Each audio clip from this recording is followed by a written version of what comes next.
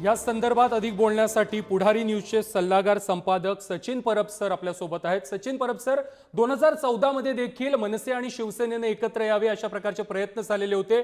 बाळा नांदगावकर वारंवार मातोश्री सोबत चर्चा करत होते, मात्र त्यावेळेला हे प्रयत्न असफल ठरलेले होते। आता पुन्हा एकदा ठाकरे बंधू हे सकारात्मक असल्याचं त्यांच्या वक्तव्यावरून तरी वाटतंय, कसं विश्लेषण कराल?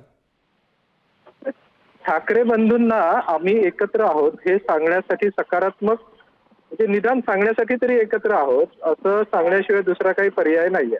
म्हणजे आम्ही एकमेकांच्या सोबत येण्यास इच्छुक नाही असं कोणताही ठाकरे बंधू बोलूच शकत नाही, कारण ते मराठी माणसाच्या आणि महाराष्ट्राच्या हिताच्या विरुद्ध आहे असंच त्याचं म्हणजे परसेप्शन जातं। त्याच्यामुळे दोन्ही ठाकरे बंधू कधी असं बोलू शकत नाहीत की आम्ही एकत्र येण्यास तयार नाही आहोत।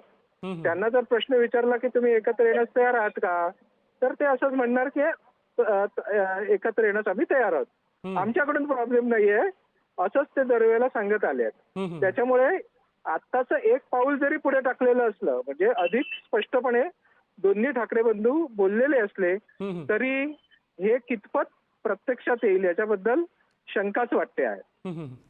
नक्की सर, आणखी एक शक्यता इथं वर्तवली जाते, काही शिवसैनिकांकडून ही शक्यता वर्तवली जाते की मराठी मतांमध्ये, मराठी माणसांमध्ये संभ्रम निर्माण करण्यासाठी भाजपचाच हा डाव असू शकतो का, आणि राज ठाकरेंनी म्हणूनच मुद्दाम अशा प्रकारचं वक्तव्य केलंय का, याकडे कसं बघायचं, याचं विश्लेषण कसं कराल? आपण कोणालाही अशा म्हणजे आता ज्या पद्धतीने वक्तव्य आलेली आहेत समोर त्याच्यावरून सरळ अशा पद्धतीचं विश्लेषण करणं की भाजपने असा काही डाव टाकला आहे उद्धव ठाकरे यांच्याविषयी संभ्रम निर्माण होण्यासाठी, तर तसं थोडंसं घाईचं होईल। याच्याविषयीच्या पुढे नेमकं काय घडतंय त्याच्यावरून हे लक्षात येऊ शकेल। पण भाजप ज्या पद्धतीच्या भूमिका घेत आहे म्हणजे मराठी सक्तीचा हिंदीचा विरोध असू दे किंवा इतरही एका मागोमाग एक ज्या पद्धतीने मराठी विरोधाच्या भूमिका येत आहेत, तर हे फुलटॉस नेमके कोणासाठी दिले जात आहेत हे मात्र थोडंसं संशयास्पद वाटत आहे की राज ठाकरेंसाठी हे फुलटॉस दिले जात आहेत का।